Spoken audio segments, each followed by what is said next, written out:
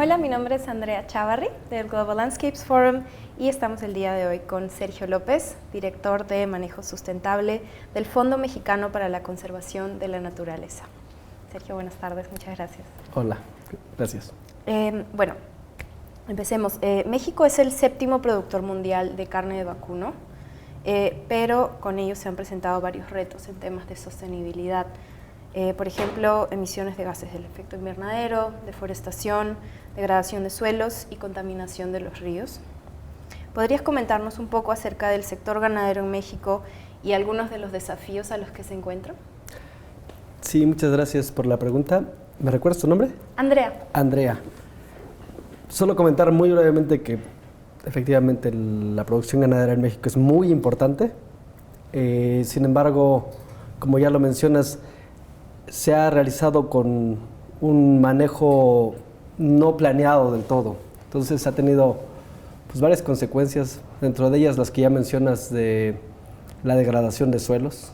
La verdad es que gran parte de los suelos están en diferentes grados de degradación, de moderada, en algunos severa, pero sí es un tema relacionado principalmente con el manejo pues, tradicional o no tradicional, más bien el pobre manejo de la tierra, ¿no?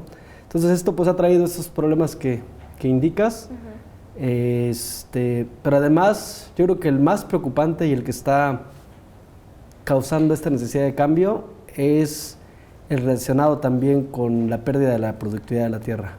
Entonces, más allá de los efectos en cambio climático que ya mencionaste y que durante toda la sesión se han estado intercambiando, no voy a ahondar en eso.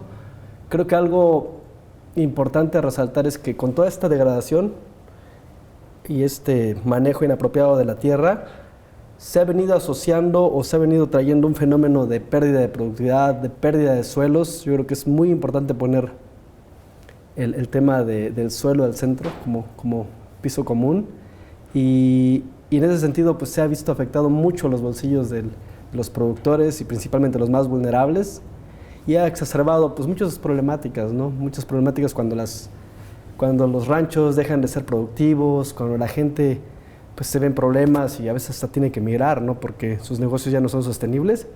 Entonces creo que ese es el punto que más nos preocupa, además del cambio climático, además de todo lo que ya se ha mencionado, pero también que esto ha traído un efecto ya registrado en la pérdida de productividad de la tierra, ¿no?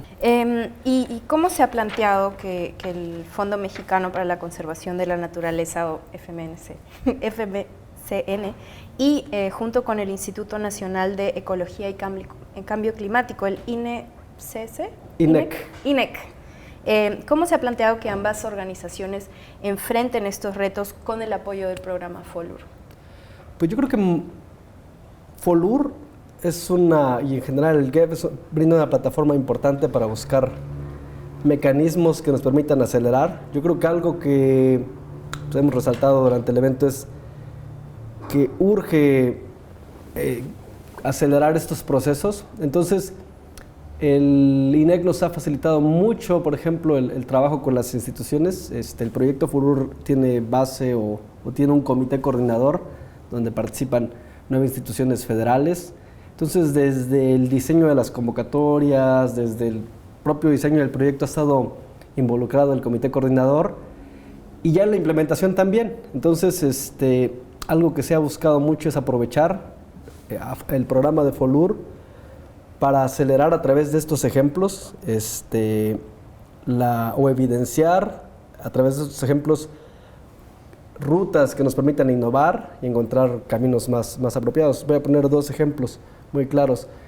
Estamos financiando, por ejemplo, la transición de pequeños productores y medianos productores a la adopción de ganadería regenerativa, de manejo de cafetales.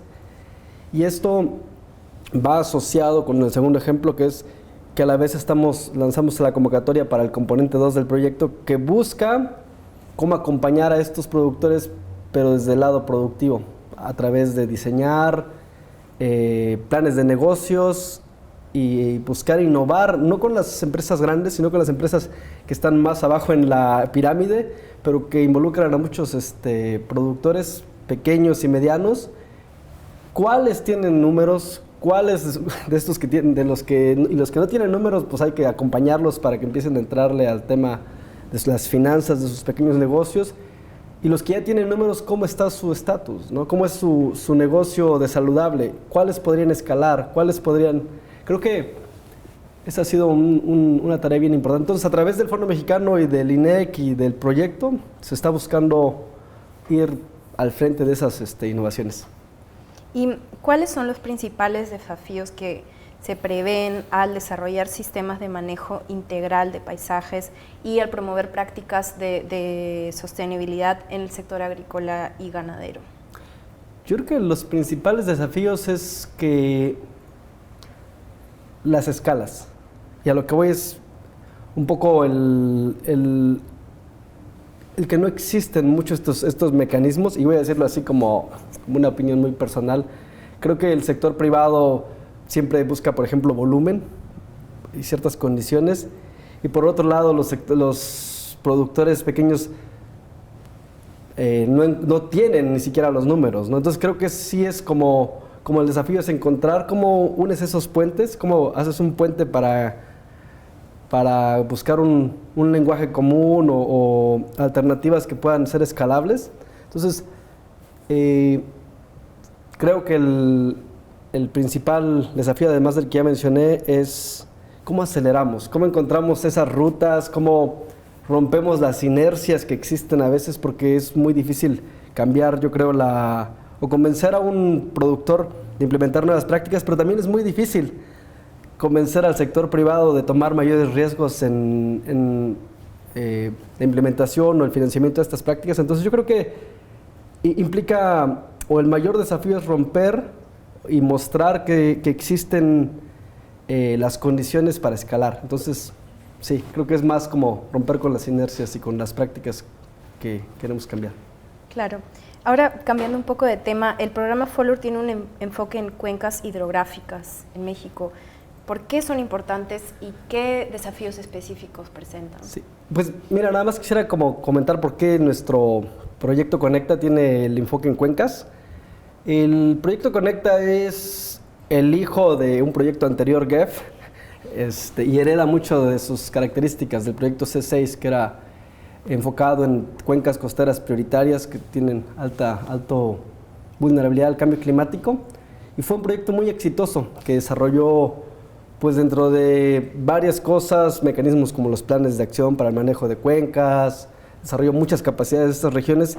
Entonces, el proyecto Conecta construye sobre las bases y las redes que desarrolló el proyecto C6, y por eso tiene este enfoque de cuencas. Ahora, de los principales retos de trabajar a nivel de cuenca, bueno, antes de ir a los retos, creo que una de las razones o la importancia de trabajar en tema de cuencas es que tenemos un elemento común, que es la conectividad a través del flujo del agua. Entonces, eso es un elemento muy, muy relevante cuando queremos crear conciencia de que estamos trabajando con sistemas conectados y que lo que se produce o las mejores prácticas que se implementan acá tienen efectos, además de que permite, por ejemplo, conectar o vincular mecanismos financieros como, por ejemplo, la visión de pago por servicios ecosistémicos, donde se ve el efecto que tiene las mejores prácticas en las partes altas de la cuenca con los beneficios que hay por tener mejor calidad del agua por los consumidores que están en las partes bajas. Entonces creo que el enfoque de cuenca es muy importante para nosotros y fue una lección aprendida en el proyecto anterior. Mucha gente no ubicaba ni siquiera de dónde viene el agua, ¿no? A veces hay esta desconexión de que pues abres la llave y de ahí sale. Ahora, los retos es que las cuencas no siguen fronteras políticas, ¿no? Igual que muchos de los ecosistemas que tenemos. Lo comentaban hoy, los elefantes, los rinocerontes no siguen estos límites imaginarios que hemos puesto, y eso tiene bastantes implicaciones, como por ejemplo que hay que trabajar con muchos más actores, que hay que trabajar con diferentes municipios, con diferentes estados a veces, y creo que es donde agrega un poco de complejidad en términos de la gestión, pero pues es necesaria, ¿no? Por supuesto. Y ahora pasando a otro enfoque, que es el enfoque de género. El programa Follow en México tiene como objetivo beneficiar a 1.7 millones de mujeres dentro del total de 3.6 millones de beneficiarios del programa. ¿Cómo se planea lograr este objetivo y cómo se planea medir los resultados? Sí, yo ahí me gustaría hacer un énfasis en que hay diferentes niveles de beneficiarios. Entonces, nosotros tenemos beneficiarios con los que estamos trabajando directamente y que están comprometidos e indicados en nuestro Project Appraisal Document, y ahí tenemos comprometido trabajar con 10,000 productores, directamente de productores y productoras, y con ellos está trabajando a través de los mecanismos que mencioné antes, pero también hay otro nivel que vale la pena resaltar, que es el trabajo con las diferentes agencias federales, en las cuales se pretende o se busca justo escalar estas lecciones aprendidas en términos de mecanismos financieros, en términos de buscar acelerar la implementación de políticas que ya existan para cumplir con los compromisos que tienen los gobiernos, en términos de aprovechar las lecciones aprendidas que tenemos al financiar estos subproyectos y esa transición, incluso en términos de generar los números que nos permitan justificar qué tan rentable o dónde están los cuellos de botella para que impiden que esto escale con una velocidad más rápida. Entonces, a ese nivel, creo que el proyecto tiene un impacto porque trabaja con los 4 estados, con Chihuahua, con Jalisco, con Veracruz y con Chiapas. Y en ese nivel subnacional es donde hay un mayor impacto al tener lecciones aprendidas que corresponden, por ejemplo, a estos ecosistemas que dominan o que son muy importantes para estos estados. Entonces, creo que ese es el principal impacto que refleja los números que mencionas. Ahora, los beneficiarios directos sí son con los que vamos a trabajar, los recursos son limitados y ahí sí vamos a trabajar con máximo 10,000. Y nada más quería hacer la separación. Para lograr esto, esta parte tenemos un enfoque de buscar mecanismos que incrementen la participación activa y el liderazgo de las mujeres. Hoy estuvo la presentación ahí y hay un equipo detrás, tenemos un especialista en género que nos va acompañando no solo desde el diseño, pero más bien en la implementación, y que va realizando más bien una implementación adaptativa, porque me gustaría resaltar eso, que en el diseño muchas veces no se le hace justicia a toda la complejidad, y al momento que nos movemos en las escalas del territorio, pues hemos encontrado que es necesario irse adaptando a las condiciones, es necesario ir entendiendo la complejidad que hay en los hogares, en las comunidades. Entonces, creo que es más bien por ahí donde podríamos contribuir. Perfecto. Entonces, muchísimas gracias, Sergio. Gracias, Andrea.